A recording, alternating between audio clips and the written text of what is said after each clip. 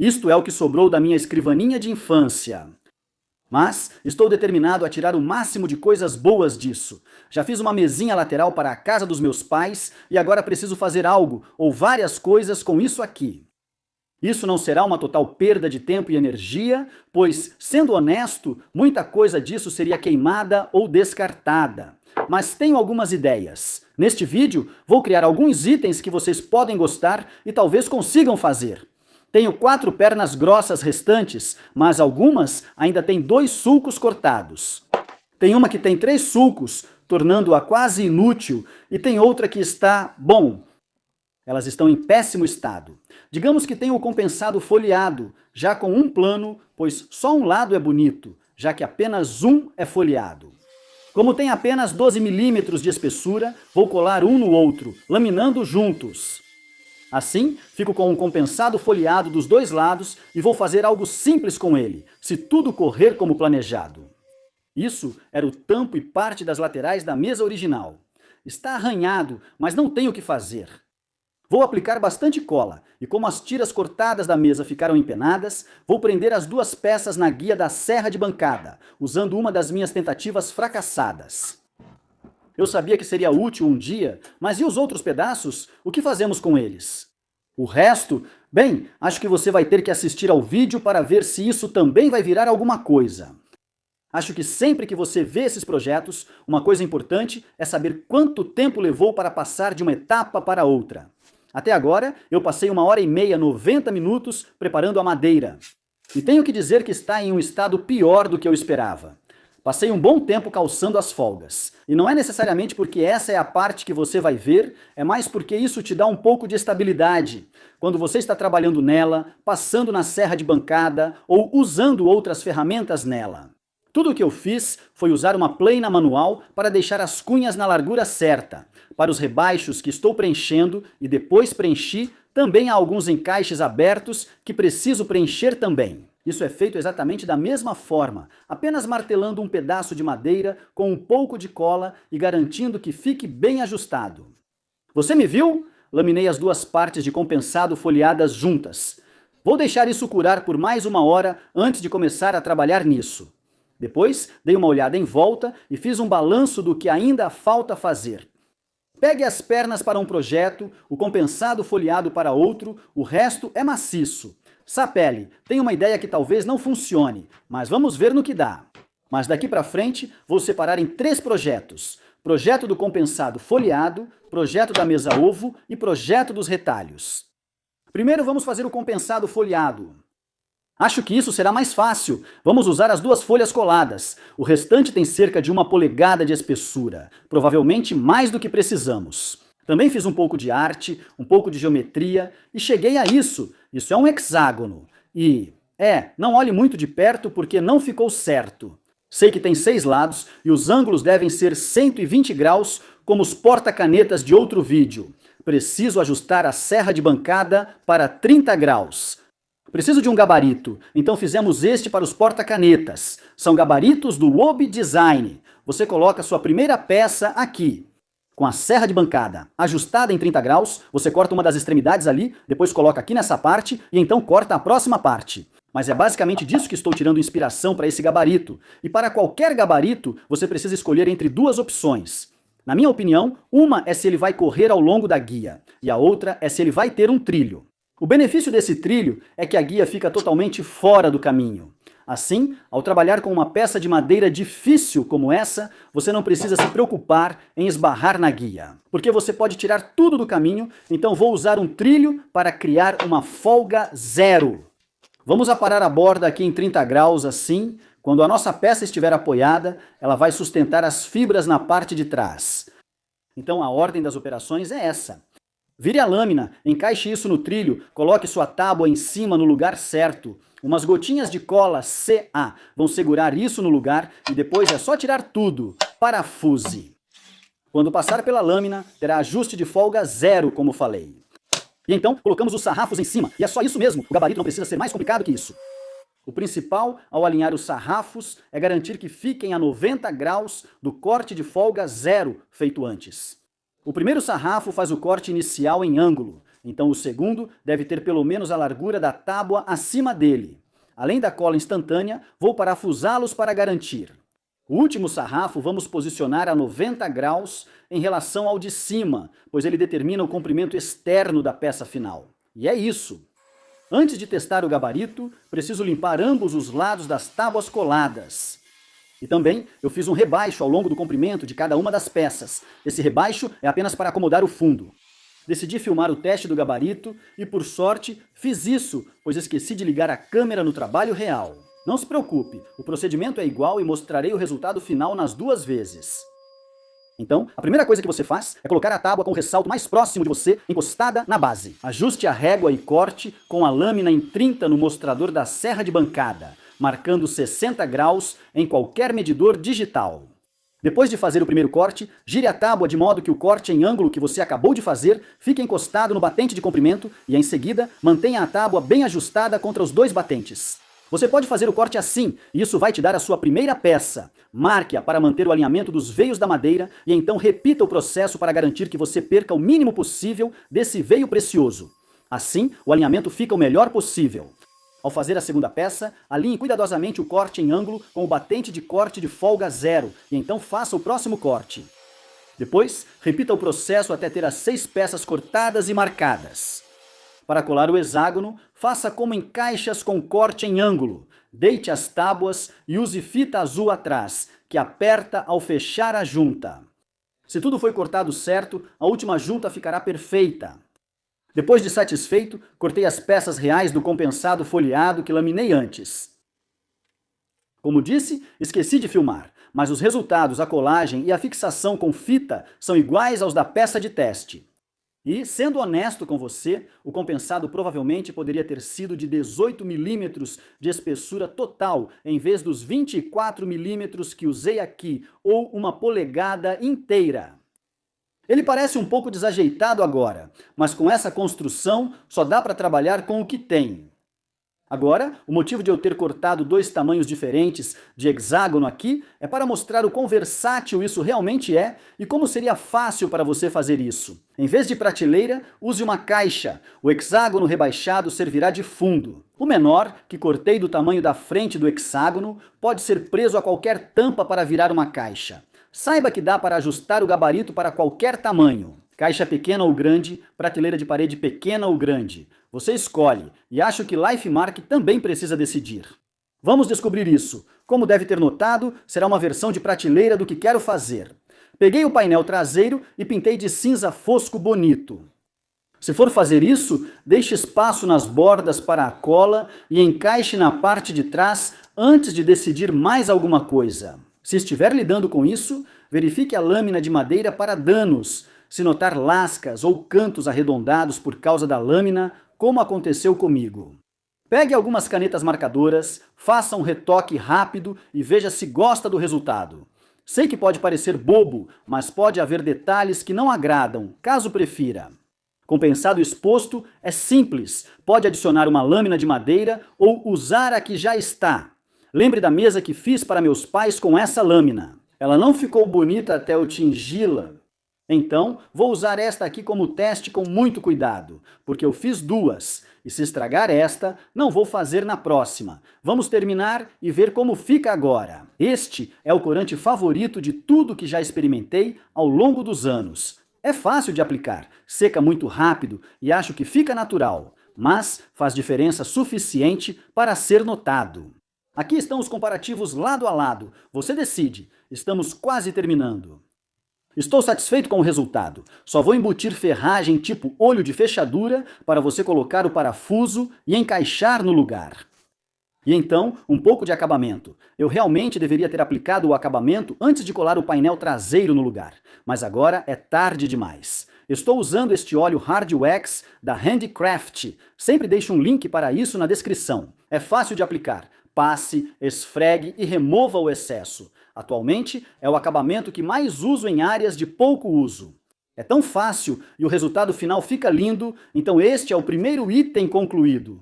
Ou itens, tecnicamente. E é só a minha opinião, mas eu acho que ficaram lindos. Com o gabarito, você pode fazer quantos quiser, separá-los ou juntá-los para criar um efeito colmeia.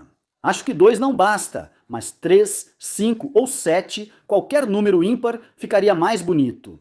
Depois de colocá-los na parede, você pode exibir seus itens mais valiosos. Agora talvez o projeto mais arriscado que tentarei.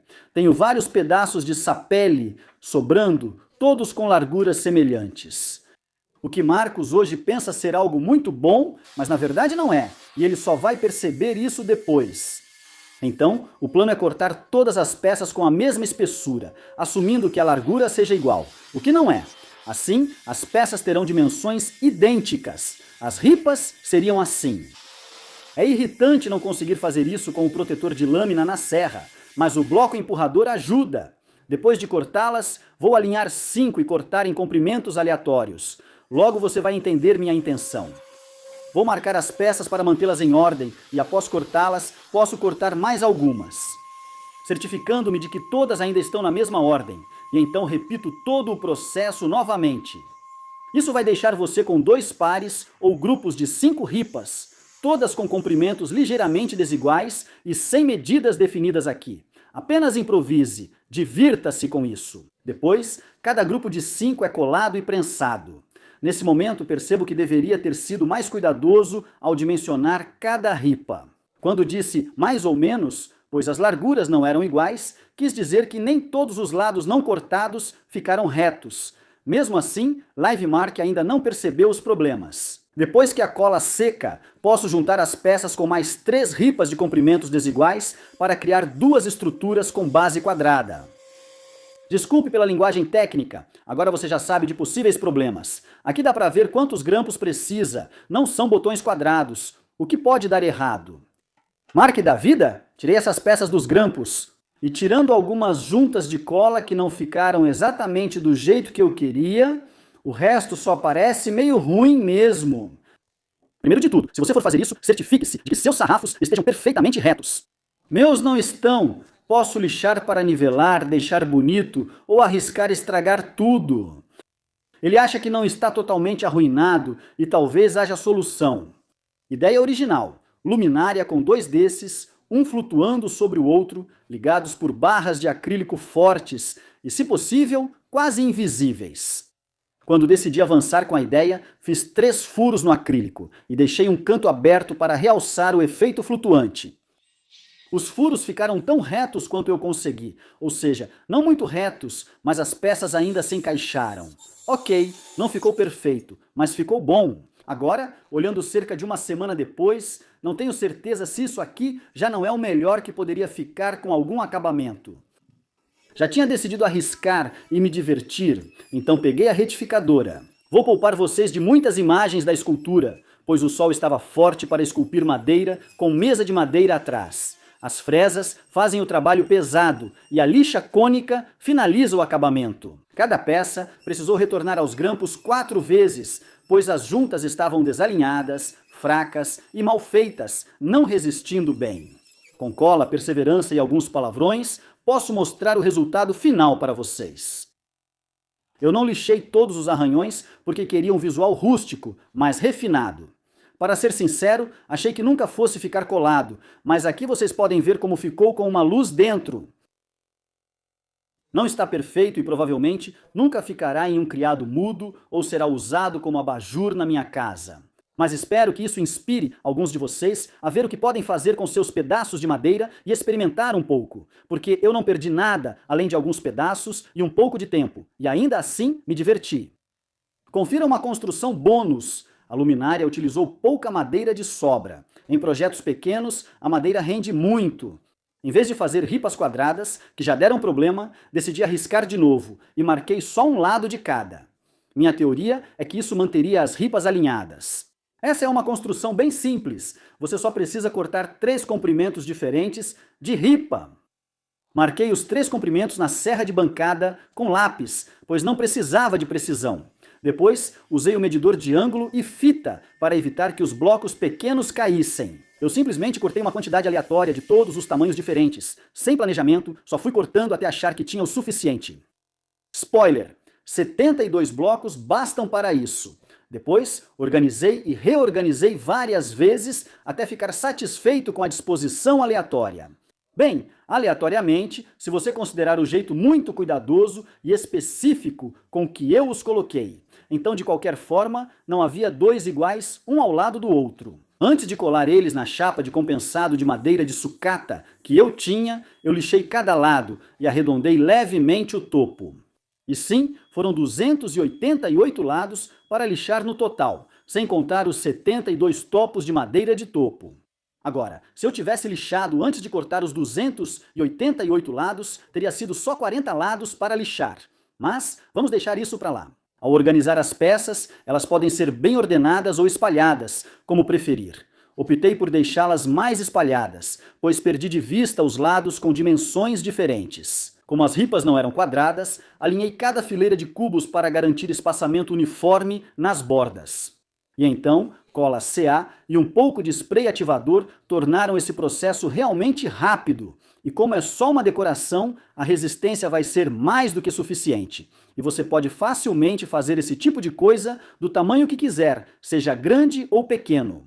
Sem falar que você também pode cortar os blocos do tamanho que quiser, tanto grandes quanto pequenos. Um pode ser uma arte de parede simples, do tamanho de uma moldura de foto pequena, e outro pode cobrir a parede inteira. Se eu tivesse usado blocos maiores, teria deixado mais sobreposição nas laterais para esconder o veio do compensado. Essas canetas de retoque funcionaram muito bem e deixarei um link abaixo, embora possam ser apenas marcadores disfarçados. Mas eu gosto de ter uma variedade de tons, e aqui o acabamento foi escolhido por mim, porque havia alguns pequenos pontos de cola CA na face final da madeira, então optei por um acabamento com verniz em vez de cera. E é isso! Transforme o pequeno pedaço de madeira do projeto Scrap Wood em arte para sua parede ou use como porta-copos kamikaze, se não ligar para derramar bebidas. Acho que o verniz foi uma boa escolha para o acabamento, mas a minha aplicação não ficou perfeita. Vou passar uma lixa fina nas partes que eu conseguir alcançar e depois aplicar uma camada bem leve de spray.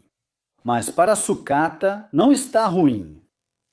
Esse aqui talvez seja um passo além com madeira de sucata. Fiz o meu melhor para parar todas as áreas com incrustações. E quero dizer, dá para ver daí, mesmo sem um close, que não posso usar isso como face de destaque. No entanto, marquei em cada peça duas faces que estão bem aceitáveis. E ainda assim, vou tentar montar. Mas acho que o simples fato de que nenhuma dessas peças está perfeitamente quadrada, nenhuma delas tem bordas perfeitamente retas. Porque, bem, todas tinham um pouco de torção. Por terem sido pernas de uma mesa, isso significa que vai ser bem difícil fazer o que eu quero, e o que eu quero é fazer uma moldura para quadro. Sempre digo, abrace o rústico, e aqui será o mais rústico possível que podemos fazer. Então, fazer uma moldura para quadro é um trabalho simples. O que você precisa é de um rebaixo em cada peça para segurar o vidro, a foto e o fundo. Você também precisará chanfrar tudo em 45 graus para unir as peças e formar um retângulo. Em relação às dimensões, eu gosto de seguir a proporção áurea. 1,60 e 1 vezes a altura determina a largura. Esse formato é bonito e agradável. Se der errado, terei que continuar aparando. Para o rebaixo, pode usar tupia ou serra de bancada. Depende de como você se sente com a serra de bancada. O problema é que não dá para fazer isso totalmente com o protetor de lâmina, então perde-se extração de pó e um pouco de segurança. Com a tupia, vai fazer muita bagunça e precisar de várias passadas. Então vou tentar usar a serra de bancada, pois oferece repetibilidade e usarei a mesma serra. Com meu esquadro de precisão Hongdui para ângulos perfeitos de 45 graus, a forma mais simples de fazer isso, sem construir um trenó de meia esquadria para a serra, é ver a moldura como dois pares, lados e topo com base. Eu corto um no comprimento certo de cada par e depois faço o mesmo no segundo. Eu vou ajustando até conseguir um encaixe idêntico. O primeiro corte deixa cerca de 3 milímetros mais curto e depois eu vou tirando pequenas quantidades até que fiquem absolutamente idênticos. Então, a colagem é igual fizemos antes com a prateleira hexagonal. E sim, cortar o rebaixo acaba deixando mais algumas sobras para usar, mas isso vai ficar para outro vídeo. Vamos pular para o Mark da vida real enquanto a cola seca. Então, a moldura ficou muito boa. Fiz um chanfro interno porque acho que isso deixa a luz entrar de forma interessante. O principal é acertar os cortes em 45 graus. Conseguindo isso, já está indo bem. Quanto à fixação, a fita azul vai segurar os cantos por fora. Mas eu tinha colocado isso em um sargento de catraca no começo e ele não estava apertando direito. Aí eu coloquei meus próprios sargentos em cima e agora deixei só os meus sargentos mesmo. Uma coisa para notar é que se você apertar demais de um lado, com o ângulo de 45 graus, você acaba empurrando essa peça para fora. Então você tem que ajustar tudo, vai apertando tudo junto, aos poucos. Isso fica assim durante a noite e depois disso, para dar um pouco mais de resistência. Vou usar cunhas e um método do Lincoln Street Woodworks. Levo até a serra de bancada com batente, criando corte de 45 graus e uma curva que não aparece.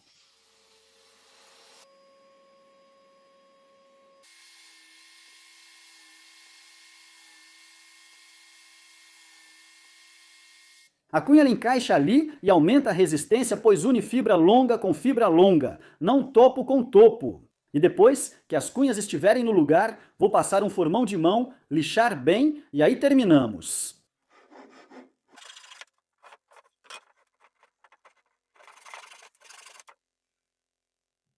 Então, aqui está a moldura de quadro finalizada. E vou ser bem honesto com você. Eu mencionei há pouco que uso a proporção áurea para molduras de quadros. Não faça como eu aqui. Verifique o tamanho padrão da foto e faça a moldura conforme essas medidas.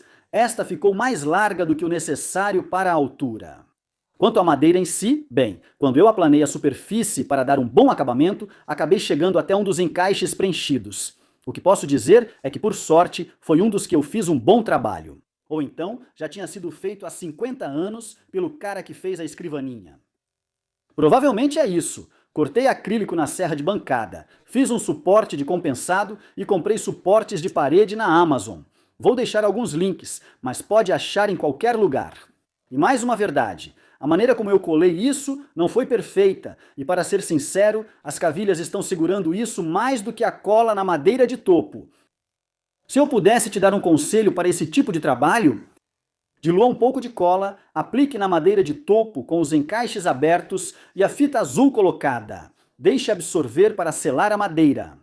Eu colei essas peças retas, prendi com sargentos e sim, elas desmontaram 3 ou 4 vezes antes de eu colocar as travessas. Se você quiser que o processo seja um pouco mais fácil, essa cola na madeira de topo vai te dar uma ligação mais forte no encaixe, e aí as travessas vão finalizar o trabalho. No geral, não é uma moldura ruim, e ainda trouxe informações talvez desnecessárias. Essa vai ficar ao lado da mesinha que eu fiz, da mesma escrivaninha, na mesma casa, com meus pais. Achei que ficou um toque legal. E aqui está o nosso resultado. Isso é tudo o que fizemos com a madeira reaproveitada da escrivaninha, e acho que nos saímos bem. Ah, e também temos um gabarito.